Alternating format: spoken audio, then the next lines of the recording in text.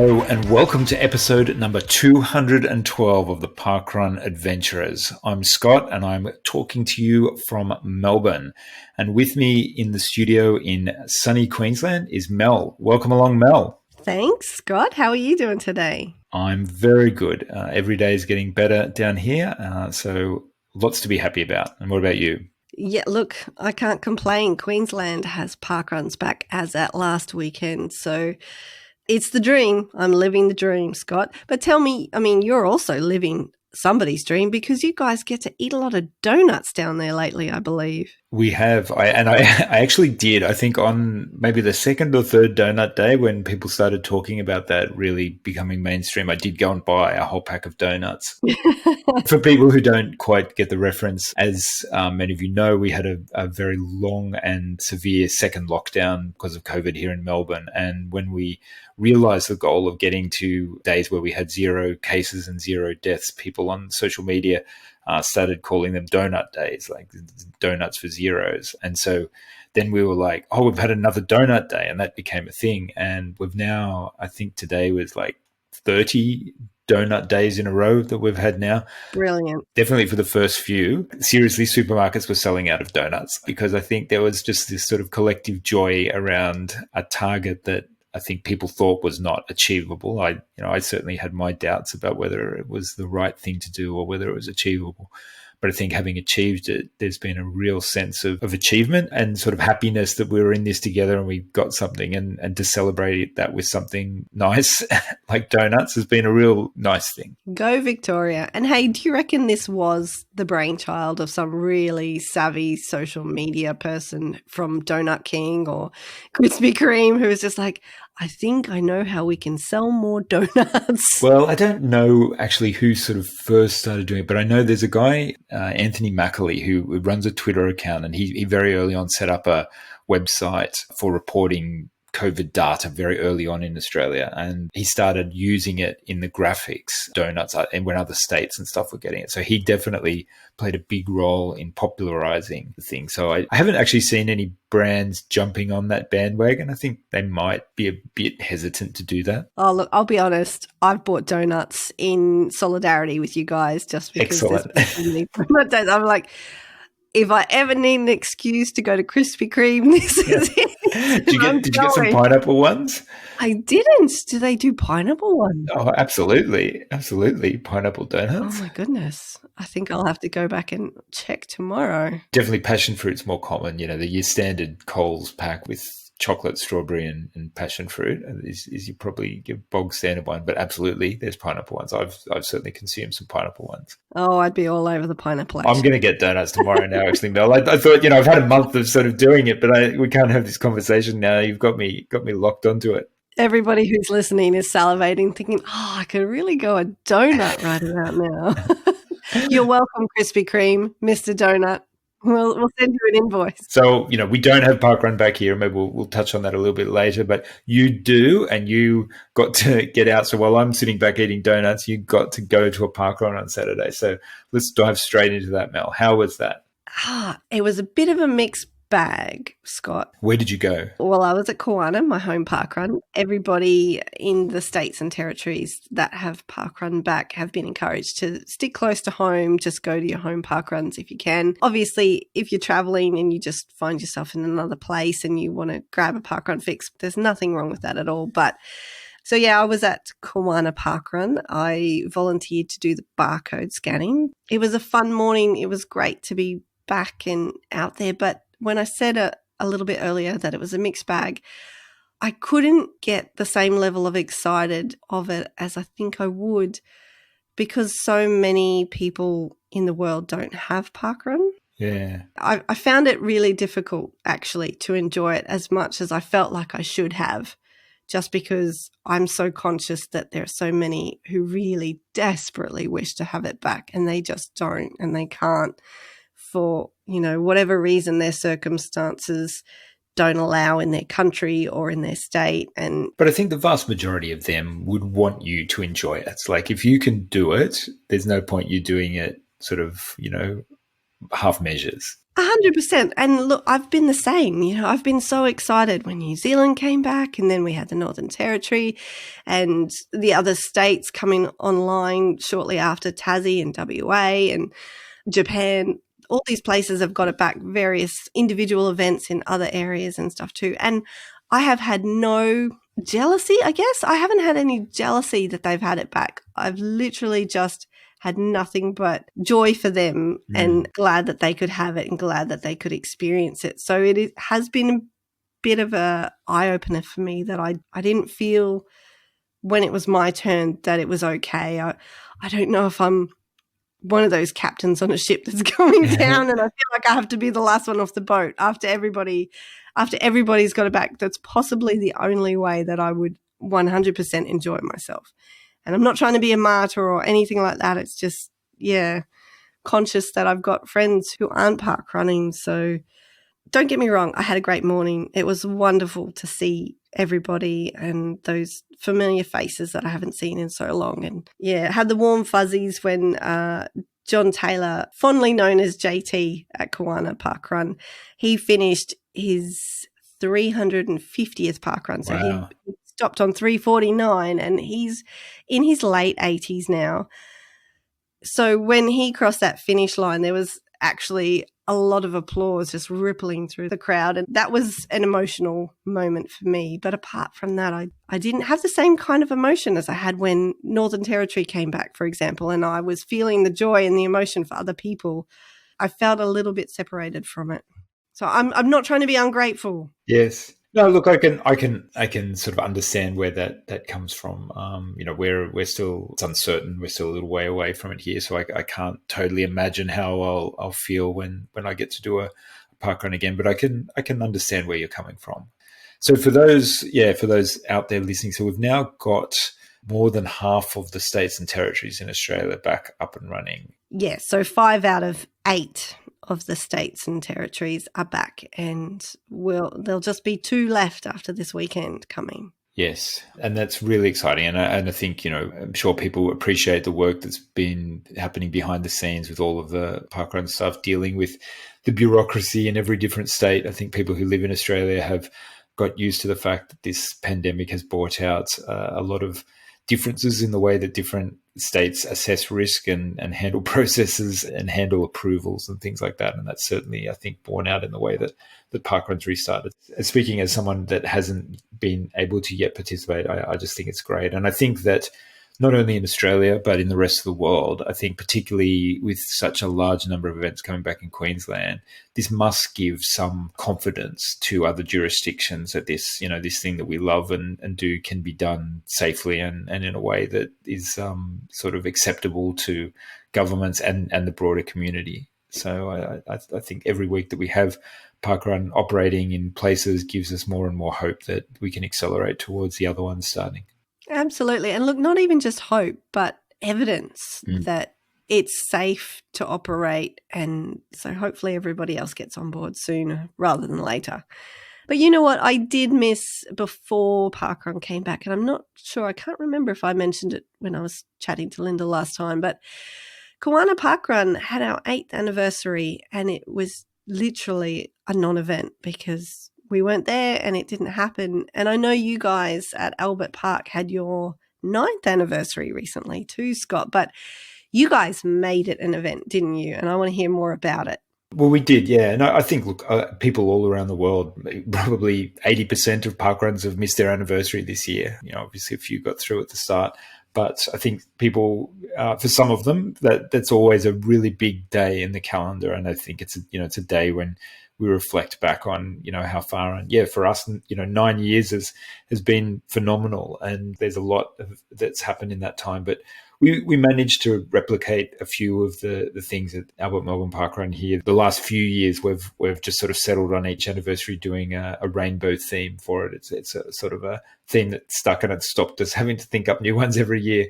And so Joanne, who's my wife and the co-event director with me, many of you have seen that she's been doing throughout the pandemic on during parkrun time, or an hour after parkrun actually, doing Facebook Live cooking, and people from our community join in and quite often cook along with her. And it's actually been, something that's been meaningful for a few people. Obviously not for everybody, but for a few people it's been really, really meaningful. And so they cooked a rainbow cakes on that day, and that was a lot of fun. I came back just at the end of it, and there was some ingredient that Joanne had left out, and she was like, "Oh, I'll just mix them all back, the colors back together, and then do them." And I was like, "No, stop!" Because if you mix the colors, they're not going to ever unmix again, and you won't. No, you're going to have a brown. Yes.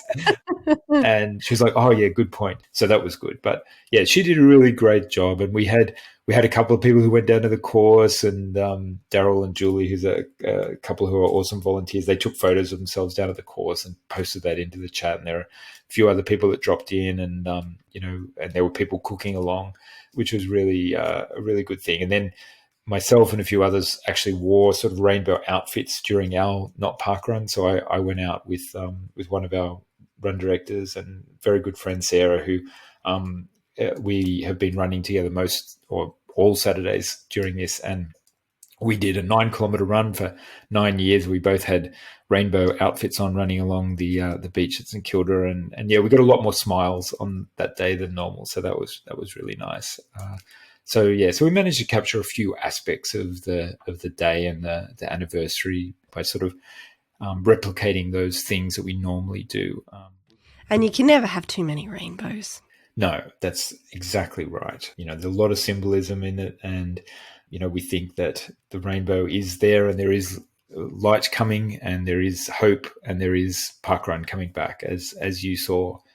Yeah, so it was nice to do it, but it just means that next year, when it's the 10th anniversary, which is a less arbitrary number, we will have to make it an extra special celebration.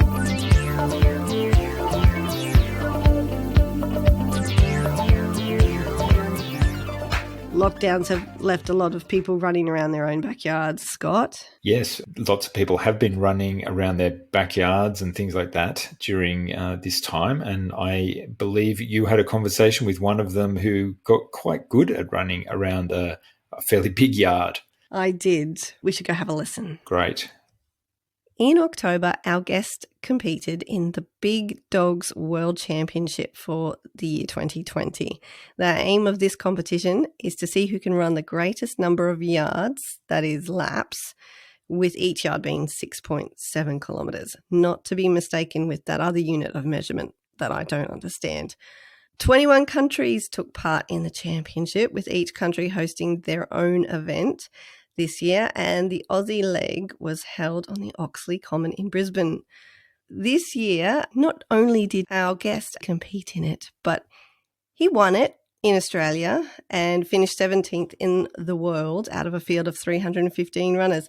He is an Airlie Beach park runner, and his name is Chris Murphy. Chris, welcome to the Parkrun Adventures podcast. Thank you for having me, Mel. Now, oh my goodness, I've got so many questions. So let's start with, you're in the World Championships for this random thing, running the greatest number of yards, and the yards are 6.7 kilometres. Can you give us a bit of an overview of the event itself and where it came from, what the history is, and how you got involved? The general gist of the race or event is it's a last one standing. So that 6.7 kilometre yard that we do is done every hour on the hour. So for this race, we started at 10 p.m. At 10 o'clock, we'd run 6.7 Ks. And then 11 o'clock, we'd run 6.7 Ks. And that continued until we only had one person left that could finish a loop by themselves. This style of race came about from there's a guy in America in Tennessee called Gary Cantrell, or Lazarus Lake. He thought up this one to try and take the edge out of the faster competitors and bring everyone back to being tired at the end of every lap. Yeah, I got into this one. I competed in the Clint Eastwood, which is the exact same style race in the exact same location, back in August. Yeah, managed to have a good run there.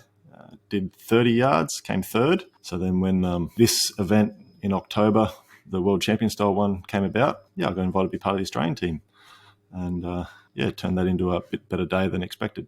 I like that it's a team event when it gets to the World Championship level. So normally you participate as an individual, but 15 people get selected from each country to go to the World Championships.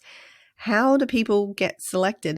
Well, this one was actually the first of its kind. Generally, there are golden ticket races all around the world. The winners from those go to Tennessee, and I think they have about 70 runners take part in the single race over there. But due to COVID this year and no one being able to travel internationally, they rethought the whole situation and came up with the satellite version where each country has their own race. And I guess they wanted you to be running with some other people to feel that camaraderie and competitiveness at the same time? Yeah, so they decided that they'd run 15-person team at each of the different countries, and I was lucky enough to get included from a decent run at the event a few months beforehand. And there's a few other guys that had done well in years gone by, as well as the winners from the Clint Eastwood this year, which was Ryan Crawford, who came first, and Cam Munro, who's come second there 2 years in a row. And the rest were a group of different runners with extremely good resumes that made me feel completely underqualified to be there, but welcomed me with open arms. It's one of those random concept events. Can you explain to me a little bit about why it is 6.7 kilometres? Because, that is a big yard for a dog. However, I certainly don't have a yard that size, and it does seem like a random total of kilometres.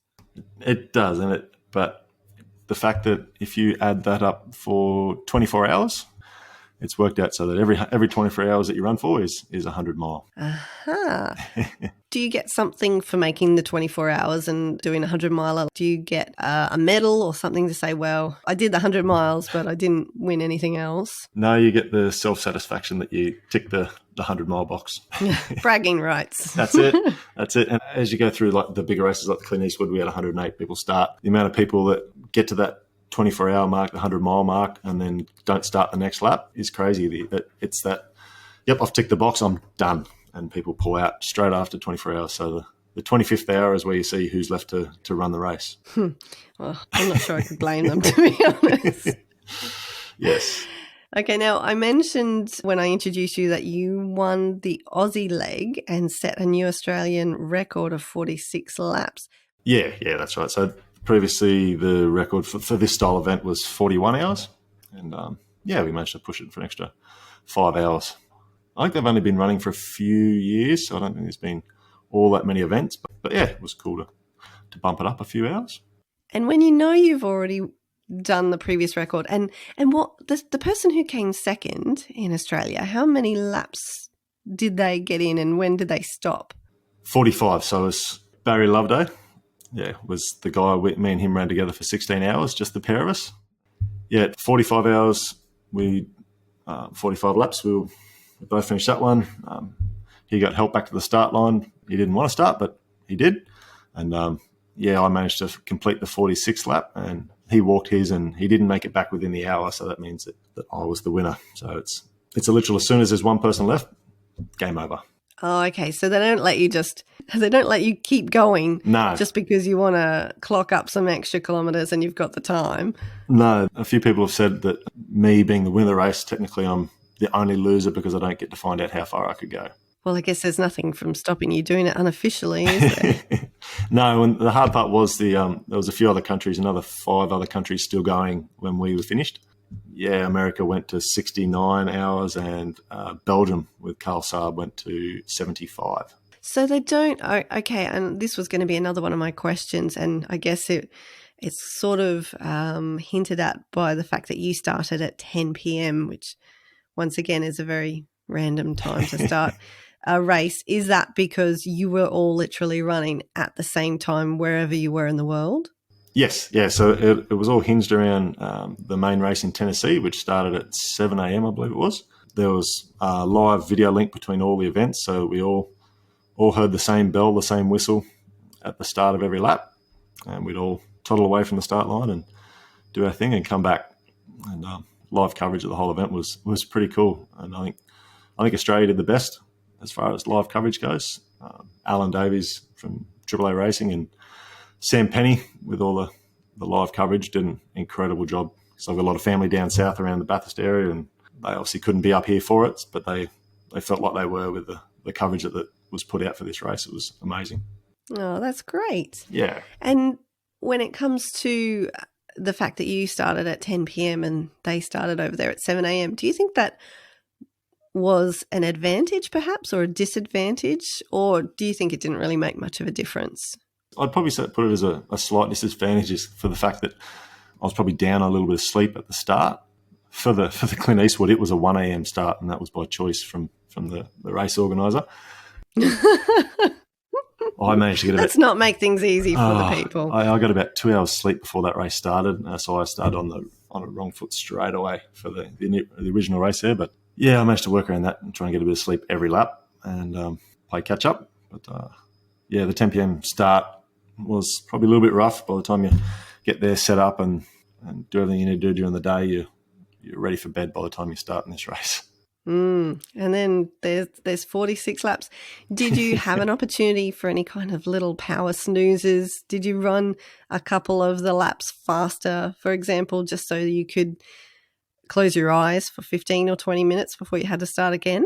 No, well, in the Clint Eastwood, I was running about 48 minutes a lap for the first couple of laps, and then decided that I needed to sleep. So I ran a little bit faster from there and started having to sleep every lap, and that worked really well. So that became my strategy for the rest of that race and this World Championship race. So for this one in October, I was running about a 45-minute lap fairly consistently.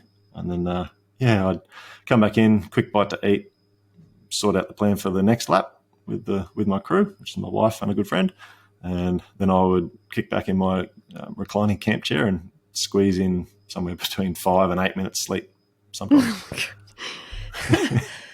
That boggles my mind that you've got like this 15-minute window and you've got time to talk strategy and then eat something and then actually sleep. Yep, but it's amazing what the body can do, especially when you really want sleep, isn't it? Yeah. My wife would have a good old chuckle because I would be out cold within a matter of seconds. And then 3 minutes before the start of the next lap, they blow a whistle and that would startle me awake every time. And she thought that was hilarious. So it was the whistle that made you awake. It wasn't, you didn't get woken up so you could be on the start line. Warning whistles at 3 minutes, 2 minutes, 1 minute, and then it's a whistle to go. Gotcha. So, yeah, okay. I hate the sound of whistles.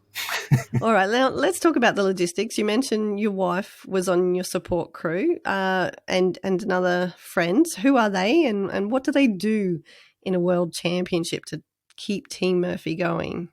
So it was my wife and another good running friend from the running club and from Parkrun up here, Julie Stone. They basically take care of anything and everything that I need in between laps. The less I have to think or take care of, the better. So basically I'd come in, I'd hand them empty water bottles and my vest and whatever else I had, tell them what I wanted or didn't want, and they'd throw a few different options for food at me. I'd eat those or throw them in the bin because I didn't like them at that point in time, depending on how the stomach felt. They'd give me massage, ice packs to put around the neck to try and cool down during the day. They'd give me jackets to warm up during the night. The best way they put it was like a pit stop at the Bathurst races, where they come in, they refuel, get your tyres changed, change tyres, do all that, clean me up, a bit of sunscreen on, clean me up, whatever needed doing, but also looking after a toddler that doesn't know how to look after themselves. So, yeah, because that's what you're doing after a few of these laps, I imagine, just toddling on those legs. Yeah, and I can't think straight towards the end, so they're just throwing food at me and in me, and just making decisions for me by the end. It's so I'm sort of pretty reliant on those guys to be able to keep getting up and going out lap after lap. Well, it's lucky you've got such an awesome support crew to keep you going. Yes. Okay, so now we have talked about the number of laps, and that was 46 hours, but that's not obviously your total run time, which was actually 34 hours, 42 minutes and 30 seconds, which meant for the 308.2 kilometres that you completed, it was actually the quickest time in the world for the distance. Hey. Yay. I mean, that's incredible. You've got to use the numbers and say, well, okay, I might have come 17th in the world. However, I was the fastest. I was the fastest. I was the fastest person to finish 17th. I mean, that is very impressive. Do you think you would potentially look at changing your strategy the next time to slowing it down by a minute or 2 minutes just to see if you can last longer? Or I guess you're going to be in Tennessee and actually participating, so you'll be allowed to just go as long as anyone else is there, and you might come up against these people who did an extra however many laps it was than you were forced to stop in Australia because there was no one physically left to participate with. Yeah. So I think it's hard to say how much further you could go in these sort of races. I still was fairly consistent with my lap time, so I was moving well enough to be able to get more laps done. I think 50 laps was in reach. Okay. But it's one of those things where once you start slowing down and you start running out of time in between laps to get the standard routine done. And the recovery.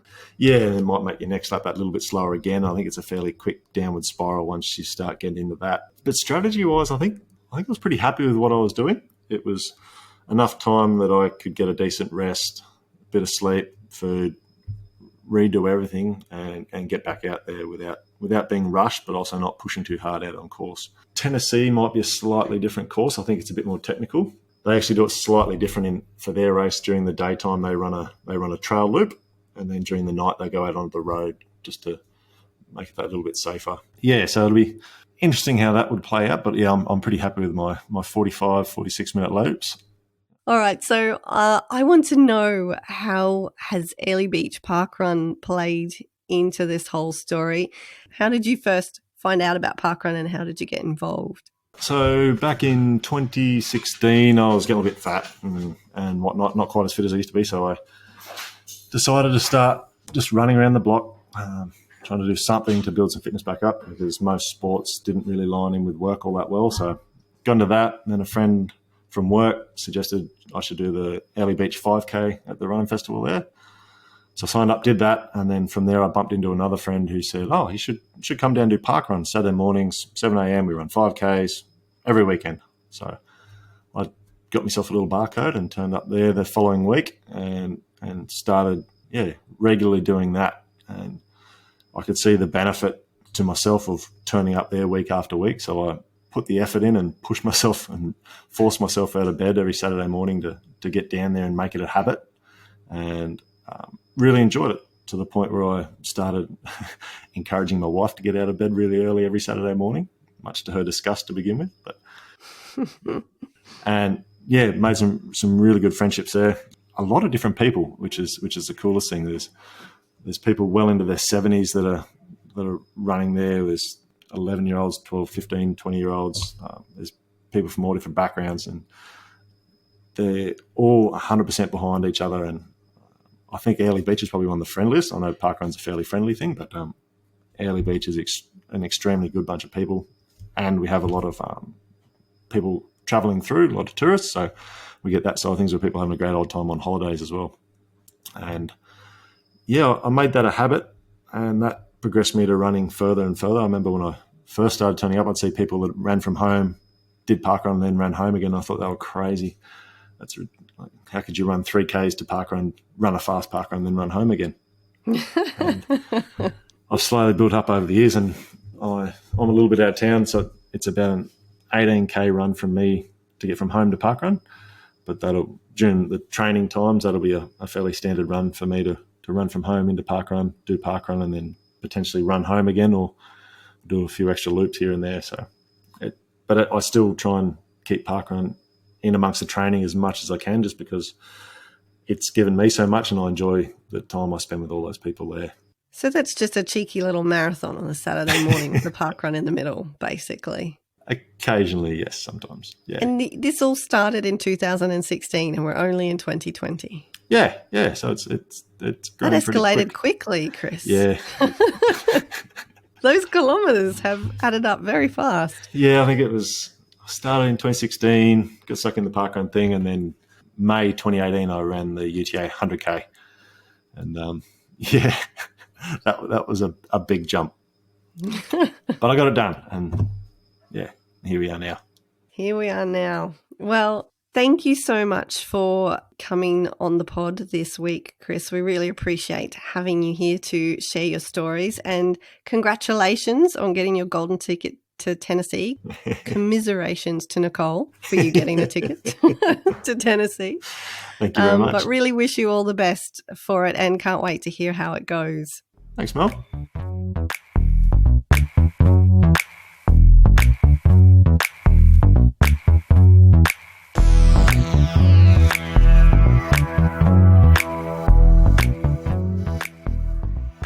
Well, while Chris has been doing some real runs, there are still plenty of virtual runs happening because there are still events that are too big to take place at the moment. And one of those is what is normally Australia's biggest marathon, the Melbourne Marathon, is actually been deferred to this coming week. And here in Melbourne, they've switched that to all a virtual run. And have a guess what I'm going to do, Mel. Oh, does it seem too obvious that you're going to do the marathon? Well, I don't think I am actually going to do the marathon now, but that would have been an obvious guess. Okay. But I actually the 5,000 meters, the parkrun distance. Yes, you're correct on that. The way they've set up the Melbourne Marathon is you can actually do the events over 8 days. So I had this idea that I'll actually enroll in all of them. So I did sign up. I signed up for the 5, 10, half, and full marathon because I had this vision of me being like Ian Thorpe after the Olympics with like 4 medals around my neck. But I have decided over the last couple of weeks that I just haven't put enough focus on running really long distances in the last little while. Earlier in the year I did, but the last little while I've sort of tapered off a little bit. I've been running a bit more with some other friends. So I think I'm going to pull the pin on the actual 42K, but I'm doing the 3 others. So I'll do the 5K with Joanne, and I'll do the 10K with Sarah, who I mentioned earlier, and my other friend Lynn is going to do her second half marathon. I'll run that with her. So I'm actually giving myself, a pretty enjoyable experience because I actually love pacing people. I really, really take great enjoyment out of running alongside someone and seeing them push through and battle their demons or, and encourage them along the way. Well, you're perfectly comfortable and not even breaking a sweat. That's the other thing too. It means that I don't really have to push myself. And so whilst it's all about me, I'll talk to you and I'll keep you going. Yeah, it is a bit easier on my body if I'm not pushing myself. So so it's been an interesting experience. I think in some ways these virtual ones, feel a little bit not real because you don't have the sense of occasion. There's not the same course and stuff like that. But absolutely, for some people, I think they've been very helpful in giving them something to aim for, something to train for. And a few of the people that I mentioned that I'm doing it with, they've absolutely had these as goals and been wanting to say, okay, well, I'm going to set myself this goal of early December doing something. And, in the absence of something like Parkrun, where you've got that sort of collective thing and other things, having goals is a good thing for people. Look, if it's an excuse that actually gets you out and moving, I think I'm all for it, definitely. Yes. Yeah, I'll can report back some other time, but I think I'll only have at best 3 medals swear around my neck. Oh, that's disappointing, Scott. I'm disappointed in you in advance. No, seriously, I'm contemplating doing Couch to 5K because after streaky September, I came to a grinding halt with all forms of movement. And yeah, it's not been good for my health or my fitness. Have you done it before? I haven't. I've never done it before. So I'm not sure if I can even commit to it, to be honest, but the thought had crossed my mind. Well, I have had a bit of experience with that in the last couple of weeks. I'd never actually done it myself. I mean, I'm not a great runner at all, but I don't even remember how I did my first 5K, but I didn't use a gradual program like that. I probably should have. So, yeah, I haven't really been exposed to it. But over the last couple of months, I have been doing it with friend of Parkrun and Australian breakfast television presenter Lisa Miller. I'm sure Lisa won't mind me giving her a bit of a shout out on here. Lisa's done plenty of running and done a couple of triathlons and stuff, but hadn't been focusing on her running recently. And she put on Instagram a little while ago that she was looking to try and, build up her running times again. And Joanne saw it on Instagram and replied to Lisa and was like, doing a Couch to 5K program would be a good idea. Lisa lives down here in Melbourne and comes to our Melbourne Parkrun, and she sort of spoken a few times, and she rang Joanne up and she's like, have you got some advice? And Joanne was like, my husband's really good at doing it and volunteered me. Thanks, Joanne. Yeah. But it's actually, I've had the privilege of having runs for the last couple of months with Lisa as we've been gradually building up. And last weekend she ran the whole 5K by herself actually while I was away. So I'm looking forward to sort of testing it out again this week and seeing it. But yeah, look, I've learned a lot about it. There's quite a few different programs out there. There's not a single one, but absolutely they're a great way of building up that. It's the confidence as much as the mechanics and the stamina of it. I think all of us know that you can talk yourself out of a run pretty easily if you're not feeling it. So I recommend it. Okay. I might consider thinking about committing to that. Unfortunately, it's probably a little bit far for me to come and run to you, and my dance cards are getting a little bit full at the moment. Oh, look, I'm not looking for a coach. Don't worry. I won't ask Joanne to volunteer you. But yeah, she's done a great job and it's been really great to see. I'm all for pacing. If people out there are, looking for something to do and they're okay with their own running, I can't recommend pacing enough. It's such a rewarding and fun thing to do. Yeah, well, I've only inadvertently done it the one time. Oh, no, actually, yes, it was inadvertent one time and it was planned the second time, and I've enjoyed it both times. So 100% of my experiences, I would recommend. Yes, it's good. So how's this for a bit of a stretch on a segue, Scott? Speaking of pacing, it has come to my attention that it is probably time for me to step away from the Parkrun Adventurers podcast. Okay. That's big news. Yes. Big, possibly sudden, but maybe not unexpected for a lot of listeners. I'm not sure. It's certainly been on my mind for a very long time. To be honest, the majority of this year. When did you lose Scotty? When did he pull up stumps? That was August of last year. Okay, so it's more than a year ago now. Yeah. Yeah, I must admit, as a listener then, I was surprised but incredibly happy that you continued on and you found your new tribe. So is it going to be a case of some of them continuing? Well, yeah, and that's the thing. I should probably, before everyone freaks out, the podcast is going to still be here. Excellent. Yes, it's just not going to be co-hosted by Mel Urbacher. I'm very, very pleased to announce that there is another Mel who is stepping up to the plate. I think you will all recognize her when she comes on board. Her surname also begins with an E, and she is a much loved and valued member of our Channel 5 news crew. Of course, I'm speaking about Mel Ellis stepping up to the plate, and she's bringing with her the wonderful Ollie Spake, who is going to be her new co-host. So I'm very excited to announce that. So these are the kids that have had the keys to the house a couple of times already, haven't they? They have, yes. We've been giving them a bit of a test run, letting not just keys to the house, but keys to the really expensive Porsche. If we're talking about movie metaphors here, then this is definitely Ferris Bueller's Day Off. And yeah, we've let them borrow Cameron's dad's car a couple of times, and they haven't wrecked it yet. So yes, they'll be taking over from the beginning of January, the 1st of January 2021. 2021.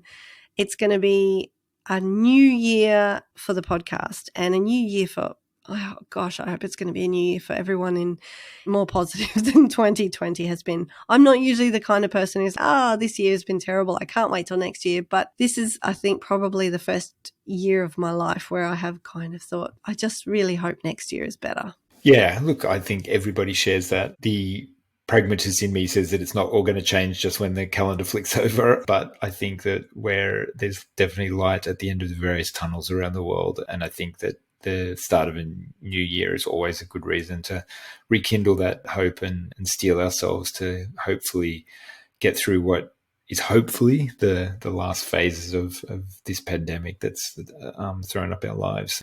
So do you think you might throw in the occasional roving report? Can you see yourself doing that?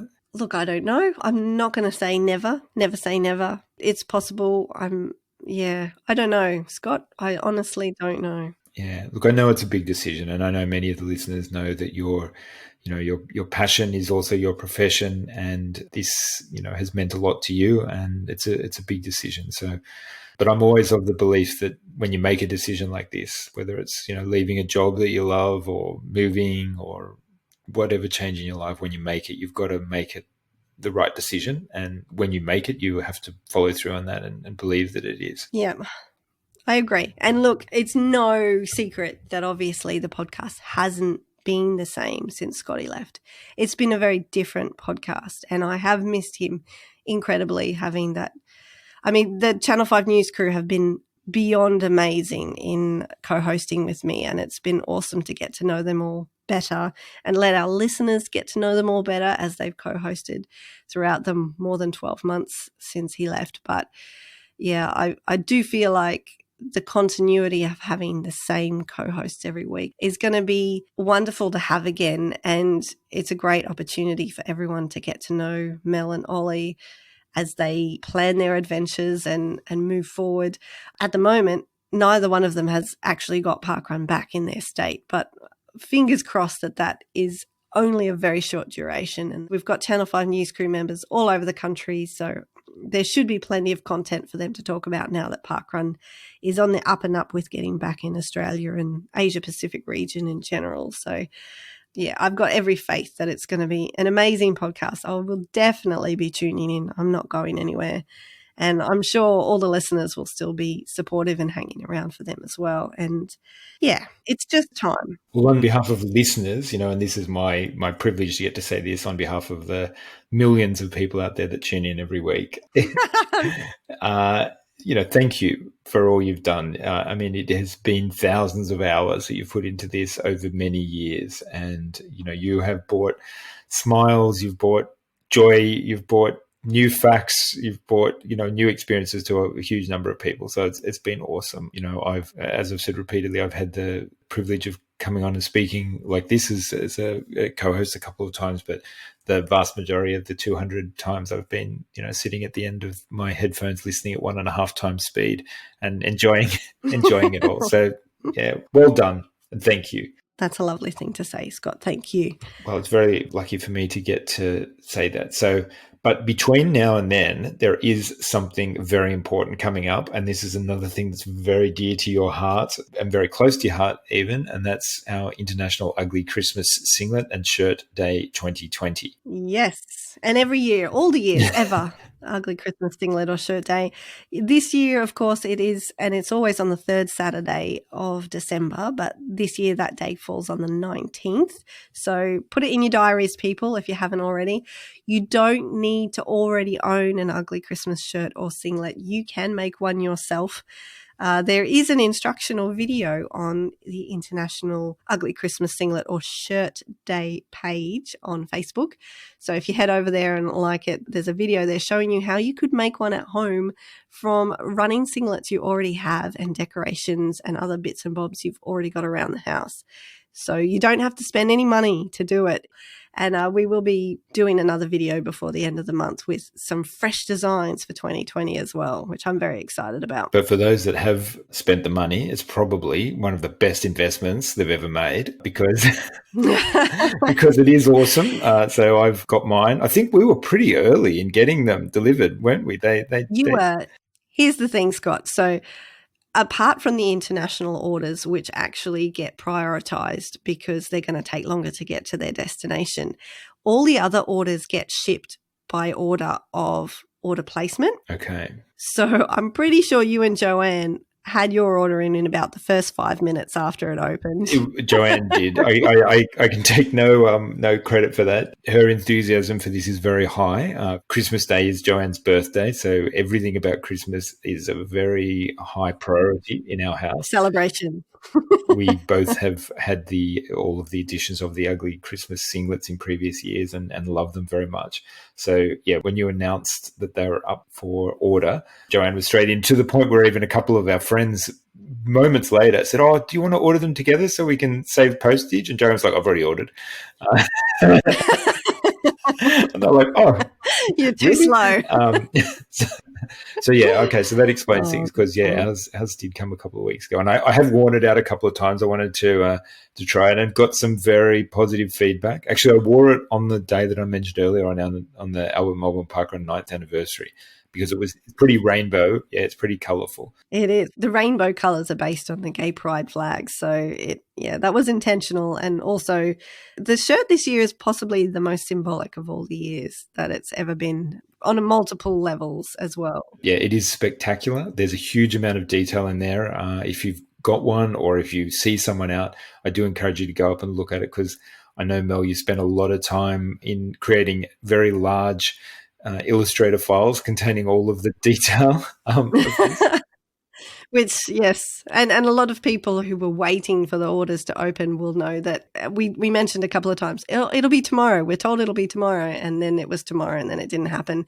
And that's literally because the files were so big that the suppliers, designers couldn't handle them. I think they needed to get the big computers out. Well, every gigabyte of that file it has been worth it, because the fine detail in the print is very special.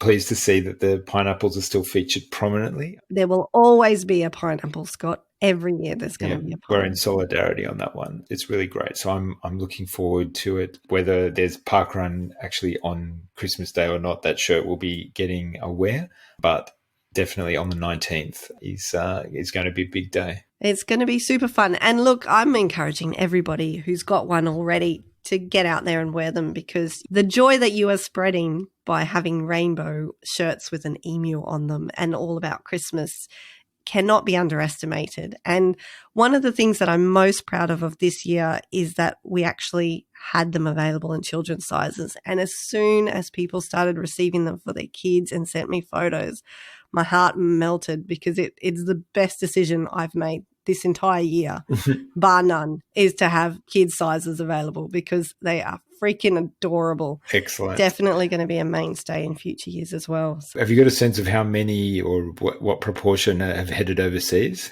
Have there been a lot? I don't know in terms of proportion, but we definitely have shirts that have gone once more to the UK and New Zealand. I'm not sure that we've had any other countries this year. I'm pretty sure last year we had some go to the US with the koala. Yeah, it will be interesting to see the reactions of, particularly in the UK, of running around with the big emu on the front. That may not be immediately identifiable as a bird, so I wonder what the reaction will be of people. Yeah, well, I've already seen some of them out there. We've seen photos of tinsels. For those who don't remember or have only started tuning in this year, the collective term given to a group of people dressed in ugly Christmas singlets or shirts is called a tinsel. Okay, I'd forgotten that. Yeah, well, there you go. So I've received pictures of big tinsels of people in their shirts already, which has just made my day. Every time a new one comes through, it just lights me up. I can't tell you how much I love it. Yes, spread the joy, people. 19th of December, put it in your diaries. Do not forget. In the meantime, Scott, thank you for joining me for another episode of the podcast. Thank you for being here when I had to make a little bit of an announcement that I wasn't too sure how I was going to make or how I'd cope with. So it was very comforting to have you around for that. Well, thank you. Well, this is our last one co-hosting together. We'll obviously still talk often and in depth, but yeah, thanks for all the opportunities over the years that you've given me. I've really enjoyed it. Thank you. So this is episode number 212 of the Parkrun Adventurers podcast. I've been Scott Watkins. And I'm always going to be Mel Erbacker. Thank you for listening, and stay tuned for the next episode as we get closer to International Ugly Christmas Singlet and Shirt Day 2020 and the end of 2020.